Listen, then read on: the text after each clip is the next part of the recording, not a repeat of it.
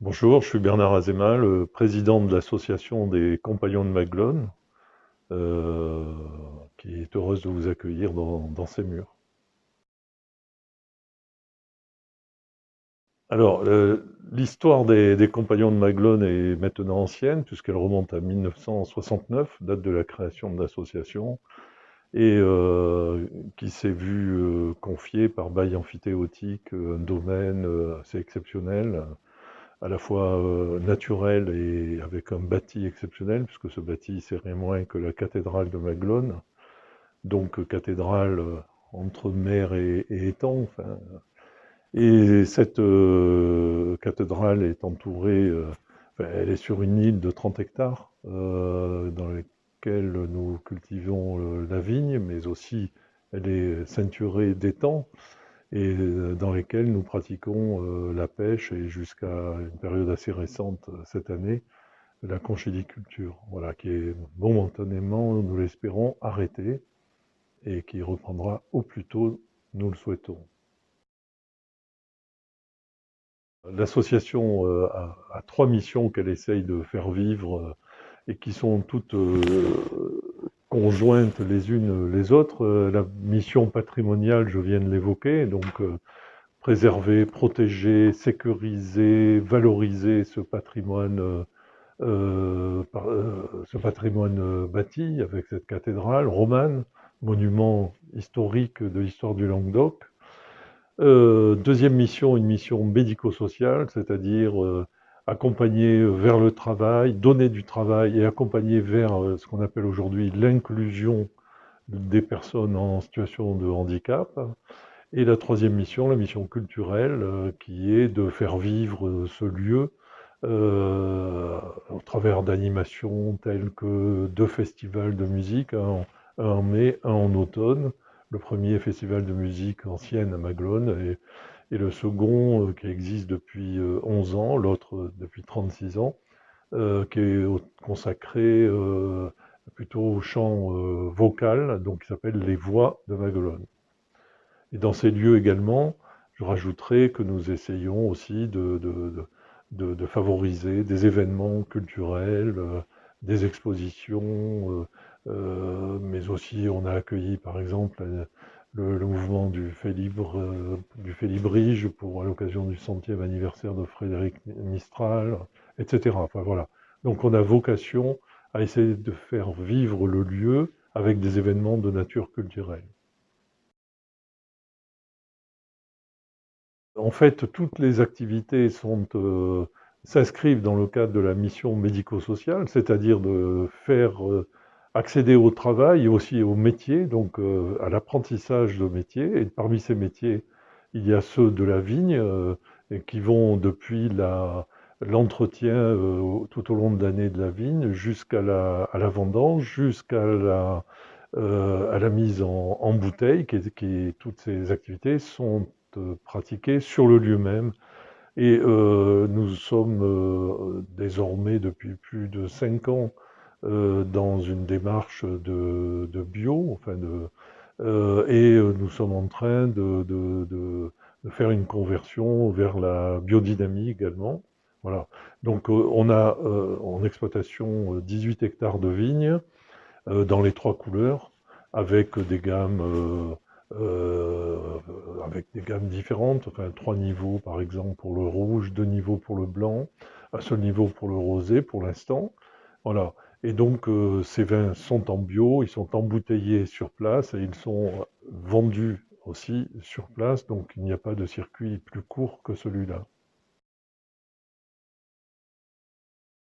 Cette démarche de la vigne, comme dans d'autres métiers, nous les avons engagés au niveau de la professionnalisation dans un dispositif dont je voudrais parler qui s'appelle le zéro barrière.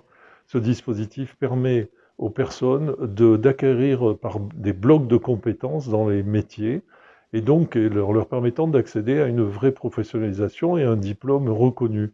Cela en fragmentant par bloc de compétences, par exemple à la taille de la vigne, etc. Et donc, les personnes en situation de handicap valident bloc de compétences par bloc de compétences jusqu'à acquérir la compétence complète qui est validé par les autorités nationales, voire même européennes. Voilà, ça c'est le dispositif zéro barrière.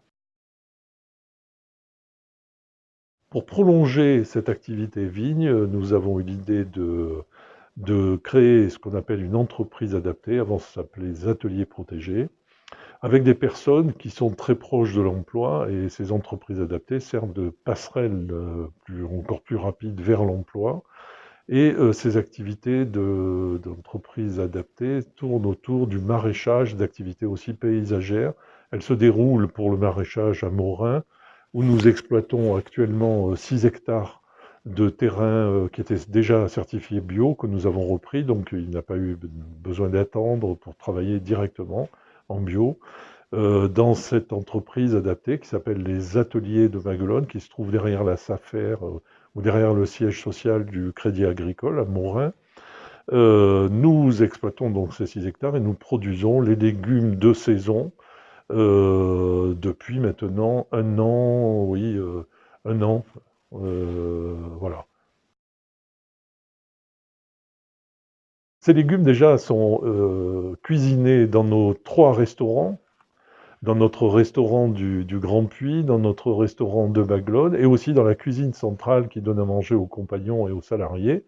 Donc déjà, ces cuisines, tout le monde mange du bio dans nos restaurants, mais aussi ces produits sont commercialisés dans différents magasins alentours, et nous sommes actuellement en train de préparer, ils ont même aussi été commercialisés au marché d'intérêt national au printemps, été, et en fait nous sommes en train de préparer les conditions pour pouvoir faire des paniers paysans, apporter dans différents sièges sociaux, les vendre, etc.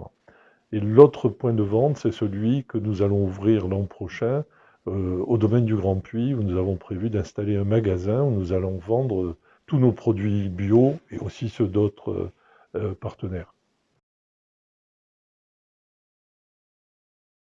Le domaine du Grand Puy correspond à une, comment dirais-je, une orientation absolument délibérée de notre association, de sortir de la façade maritime et de venir travailler et donner du travail dans la ville-centre, à Montpellier même. Voilà. Ce qui nous a amené à acheter un bien qui appartenait à la mairie, à le réhabiliter, le restaurer, le tout pour y faire une autre entreprise adaptée qui s'appelle l'entreprise adaptée du domaine du Grand Puy, et avec des perspectives qui tournent autour à la fois de la restauration, on va dire bistronomique, avec un chef de qualité. Donc le chef est Christophe Chiaradia, qui était le patron et le chef de l'escale à Palavas, sur le front de mer, que nous avons réussi à convaincre de s'embarquer avec nous dans cette belle aventure. Donc cuisine de qualité, même si c'est aussi c'est la cuisine du jour, c'est la cuisine avec des circuits courts et bio chaque fois que possible, mais aussi cuisine à la carte, plat du jour, avec des plats qui sont, je les ai testés, excellentissimes. Ça, c'est première activité. Deuxième activité, nous avons, comment dirais-je, conçu et réalisé des espaces de location. C'est un lieu quand même assez au cadre assez exceptionnel, donc avec une salle qui est fragmentable, qui fait déjà 210 mètres carrés qu'on peut couper, mais d'autres espaces. Et donc en fait, il peut y avoir la mise à disposition, bien sûr, dans le cadre des activités économiques, d'espaces très divers, y compris des espaces extérieurs, donc indoor et outdoor. Tout ça pour des événements privés ou professionnels. Et toutes ces activités se déroulent dans le cadre d'une entreprise adaptée, c'est-à-dire avec des personnes en situation de handicap qu'on essaye d'amener vers une démarche d'accès à l'emploi.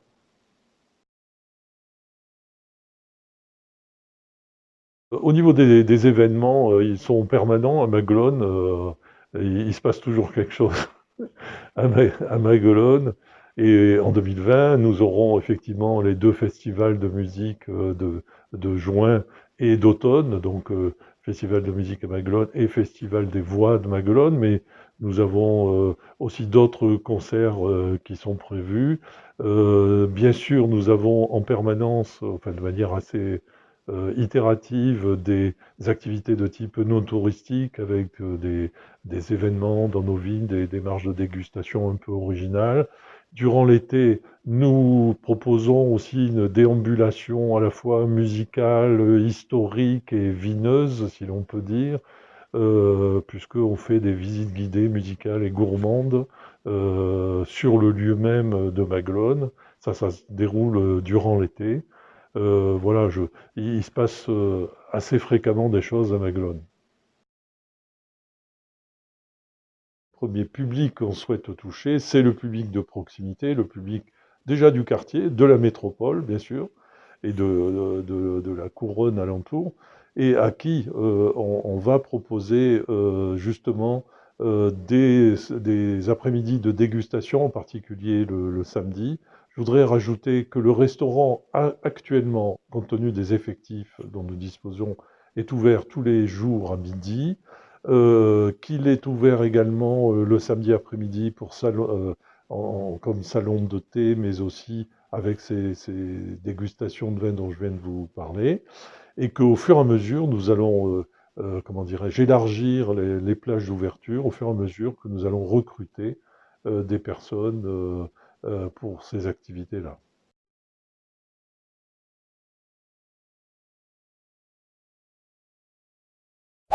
La la la la la la la la la la.